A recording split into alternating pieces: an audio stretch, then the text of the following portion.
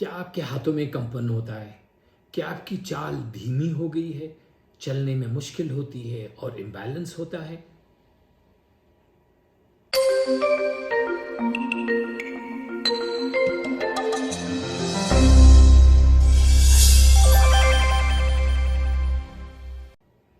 Hello, नमस्कार, सत श्री अकाल, अस्सलाम वालेकुम।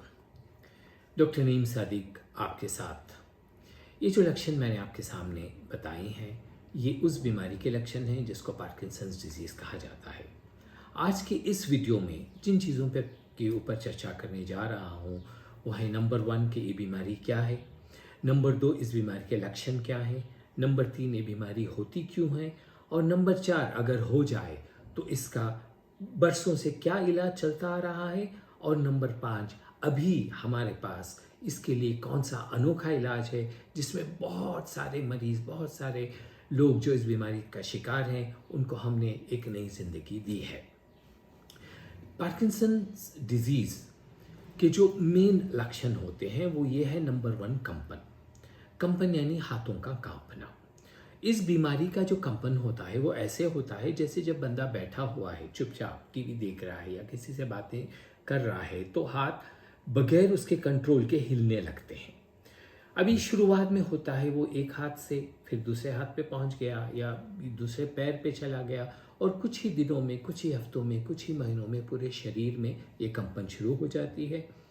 और ये कंपन उस वक्त ज़्यादा होती है जब इंसान के अंदर घबराहट हो जाती है या कोई एक नई सिचुएशन, नई स्थिति में जब कोई कुछ नए लोगों से वो मिलने लगता है तो ये ज़्यादा हो जाती है।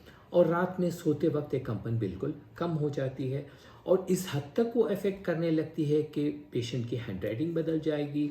वो जब चेक पे सिग्नेचर करेगा तो बैंक से चेक वापस आ जाएगी, और उसकी जो हैंड राइटिंग भी है, जो अक्षर हैं, वो छोटे छोटे होने लगते हैं। और फिर जो दूसरा बहुत ही इम्पॉर्टेंट लक्षण इसमें यह है कि चलने में कठिनाई होती है। पहले तो जब वो चलने लगता है तो ऐसा लगता है जैसे पैर ज़मीन से चिपक गए हैं, पैर उठाने में बहुत मुश्किल होती है। और जब एक बार पैर उठ गया और वो चलने लग गया तो ऐसे चलेगा जैसे बेबी स्टेप्स कहते हैं, उसके जो स्ट्राइड जो होती है, स्ट्राइड लेंथ बहुत छोटी हो जाती है। धीरे धीरे धीरे धीरे करके वो एकदम ऐसे फास्ट चलेगा छोटे छोटे कदमों से, और फिर रोकना मुश्किल हो जाएगा। और अगर कोई उससे कहे कि रुक जाओ तो रुकना ऑलमोस्ट इम्पॉसिबल होगा, और वो रुकने की कोशिश करेगा तो गिरने लगेगा। और फिर घूमना मुड़ना में बहुत सारे लोग गिरने लग जाते हैं, बैलेंस एकदम खराब हो जाता है, और फॉल का इतना ज़्यादा रिस्क होता है कि कभी कभी वो लाइफ थ्रेटनिंग भी हो सकता है। और फिर तीसरा लक्षण ये होता है बॉडी में स्टिफनेस, रिजिडिटी, या जिसको हिंदी में हम अकड़न कहते हैं। और ख़ास करके जब सुबह बंदा सो के उठता है तो लगता है कि सारा जिस्म, हाथ पैर सारे स्टिफ हो गए हैं, और फिर कुछ देर बाद धीरे धीरे करके हाथ पैर में लूजनेस आने लगता है। इसके अलावा बहुत सारे सिम्टम्स होते हैं, जैसे कि चेहरे का एक्सप्रेशन चला जाना। अभी जब इंसान हंसता है, खुश होता है, दुखी होता है, गुस्सा होता है, घबराता है, तो चेहरे पे बहुत सारे एक्सप्रेशंस हमारे आते हैं। लेकिन इस बीमारी में ये एकदम साफ हो जाता है, कोई एक्सप्रेशन नहीं रहता है, जैसे कि वो कोई मास्क पहन लिया है, कोई एक मुकुट पहन लिया है। फिर चक्कर आने लगती है, और इसके अलावा बहुत सारे छोटे छोटे सिम्टम्स होते हैं, जैसे कॉन्स्टिपेशन है, पोस्चर जो है एकदम से स्टूप हो जाता है, झुक जाता है। और फिर इन सारी चीज़ों की वजह से एक तो हर एक चीज़ पे इंसान दूसरों का मोहताज हो जाता है, डिपेंडेंट हो जाता है, कुर्सी से उठने बैठने में मुश्किल है, खाना मुश्किल है, टॉयलेट जाना, नहाना, ब्रश करना, हर एक चीज़ में डिपेंडेंट हो जाता है। अभी इस बीमारी के बहुत सारे स्टेजेस होते हैं। शुरू में सिम्टम्स बहुत कम होते हैं जिसको लोग इग्नोर कर देते हैं। अगर वो डॉक्टर्स के पास जाते भी हैं तो बहुत सारे डॉक्टर्स भी इसको पहचानने में नाकाम हो जाते हैं। वो बोलते हैं कि तुम घबरा गए हो, तुम टेंशन में हो, इसीलिए ये सब कुछ हो रहा है, तुम कहीं छुट्टी पे चले जाओ तो ठीक हो जाओगे। लेकिन कुछ ही दिनों, हफ्तों, महीनों में लगता है कि ये बीमारी बढ़ने लगी है, और फिर बढ़ते बढ़ते इस स्टेज पे आ जाती है कि उसका कोई इलाज हम नहीं कर पाते। राइट। तो नेक्स्ट पॉइंट यह है कि ये बीमारी होती क्यों है। अभी हमारे बॉडी में जो भी होता है, जैसे मैं आपसे बात कर रहा हूँ, बात करते वक्त मैं अपने हाथ हिला रहा हूँ, मेरे चेहरे पे एक्सप्रेशंस आ रहे हैं, मेरे ज़ुबान से जो अल्फाज और जो सेंटेंसेस आ रहे हैं, उठ के चलना, बैठना, महसूस करना, ये सारी चीज़ें कंट्रोल होती हैं हमारे ब्रेन से, दिमाग से। वहाँ पे अगर सब कुछ ठीक ठाक चल रहा है तो सारी बॉडी ठीक ठाक चल रही है। और ब्रेन में एक छोटा सा और पार्ट होता है जिसको बेसल गैंग्लिया कहते हैं, जिससे एक केमिकल पैदा होता है जिसको डोपामीन कहते हैं। और जब ये डोपामीन सही मिकदार में है तो हमारा बैलेंस सही है, हमारा मूवमेंट सही है। अब मैं तेज़ उठाना चाहता हूँ तो तेज़ उठा सकता हूँ, मैं स्लो उठाना चाहता हूँ तो स्लो उठा सकता हूँ, ये हमारे कंट्रोल में है।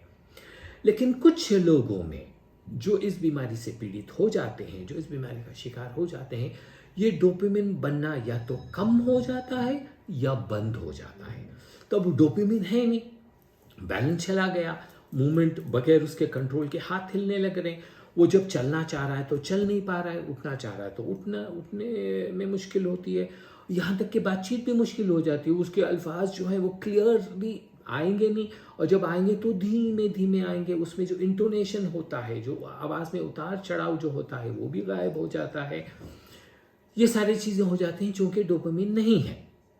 अब डोपामिन क्यों नहीं पैदा हो रहा है, ये तो सिवाय भगवान के, ईश्वर के, कोई नहीं जानता।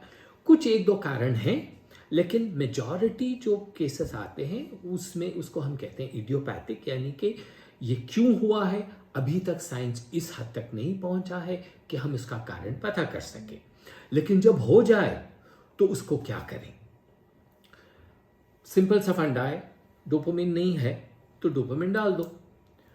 तो ज़माने से, सदियों से क्या होता है कि गोली होती है सिंडोपा, कॉमनली सिनकेपोन, एनकेपोन, साइनामाइड, बहुत सारे नामों से आती है, एलसीडी वगैरह वगैरह।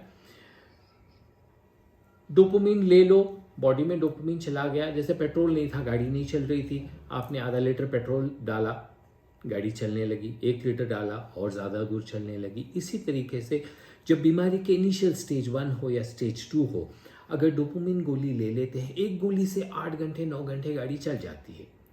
लेकिन जैसे बीमारी बढ़ने लगती है, पता चलता है कि 6 घंटे के बाद फिर फ्रीज हो गए, जाम हो गए, चलने में मुश्किल हो रही, तो फिर एक और गोली डाल दो। फिर कुछ दिनों बाद पता चला कि नहीं, गोली सिर्फ 4 घंटे काम कर रही, उसके बाद काम नहीं कर रही, तो फिर 3 गोली कर दो, फिर 4 गोली कर दो, 6 गोली कर दो, गोलियां बढ़ती जाएंगी। जब भी प्रॉब्लम हो गई, अब डॉक्टर का विजिट होगा आपका, डॉक्टर बोलेंगे ठीक है अब तुम 3 के बजाय 4 कर लो, या हर 4 घंटे के बजाय हर 3 घंटे कर लो, या फिर ये कि इस गोली के अलावा एक और गोली डाल दो, उस गोली के अलावा एक और गोली डाल दो। ये गोलियां बढ़ती जाएंगी, इसमें कमी नहीं होगी। क्यों? क्योंकि ये एक प्रोग्रेसिव बीमारी है जो कि दिन ब दिन बढ़ती जाती है। इसी तरीके से डोपामिन का रिक्वायरमेंट भी बढ़ता जाता है। तो फिर एक ऐसा स्टेज आ जाता है जब इन दवाइयों की वजह से साइड इफेक्ट शुरू हो जाते हैं। साइड इफेक्ट्स किन मानों में? नंबर 1, मूवमेंट, डिस्काइनेसिया जिसको कहते हैं, कि हाथ हिल रहे हैं, गर्दन हिल रही है, सर हिल रहा है, और यहाँ तक कि बहुत सारे लोगों को बैठने में मुश्किल होती है। वो एकदम मतलब ऐसे है कि इनवॉलंटरी डांस होता रहता है, कुर्सियों से गिरने लग जाते हैं, बेड से गिरने लग जाते हैं। नंबर 2, कानों में आवाज़ें आना, आंखों के सामने चेहरे दिखना, जिसको हेलुसिनेशंस कहते हैं।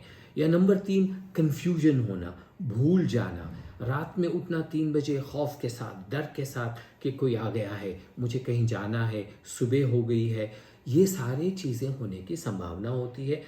तो फिर मरीज़ और मरीज़ के जो रिलेटिव्स हैं इस मोड़ पे आ जाते हैं कि उन्हें चूज़ करना मुश्किल हो जाता है कि हम गोली लेके चलें या गोली लेके साइड इफ़ेक्ट्स का शिकार हों। तो बहुत सारे लोग हैं तो उस वक्त गोली या तो पूरी बंद करके फिर ऑल्टरनेटिव थेरेपीज़ के तरफ जाने लगते हैं। बहुत सारी चीज़ें जो मार्केट में है, हर कोई ना कोई चीज़ ट्राई करने लगता है। तो ये नंबर 1 टाइप ऑफ ट्रीटमेंट है जो कि अवेलेबल है। नंबर 2 है सर्जरी, जिसको DBS कहा जाता है, डीप ब्रेन स्टिमुलेशन कहा जाता है। अब ये एक सर्जरी है जो कि यहाँ पे होती है। इसके फ़ायदे भी हैं, प्रोज एंड कॉन्स दोनों होती हैं। इसमें जो सबसे ज़्यादा चीज़ इसमें इम्प्रूवमेंट हमने देखा है वो है कि कंपन बहुत हद तक रुक जाती है, लेकिन बाकी चीज़ों को कंट्रोल करना फिर भी मुश्किल है। और अभी जो हम पिछले 10-12 साल से जो कर रहे हैं वो है प्लेक्सस पार्किंसंस इंटीग्रेटेड प्रोग्राम, जिसमें हज़ारों मरीज़ जो कि 30 साल से लेकर 87 साल 96 साल तक के लोग मेरे पास आए हैं, बहुत हद तक इन लोगों में इम्प्रूवमेंट आया है।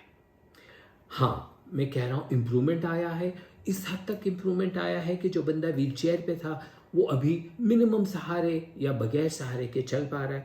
जो लोग बेड रिडन हो गए थे, अपने काम को छोड़ दिए थे, वो वापस अपनी नौकरी ज्वाइन कर लिए हैं।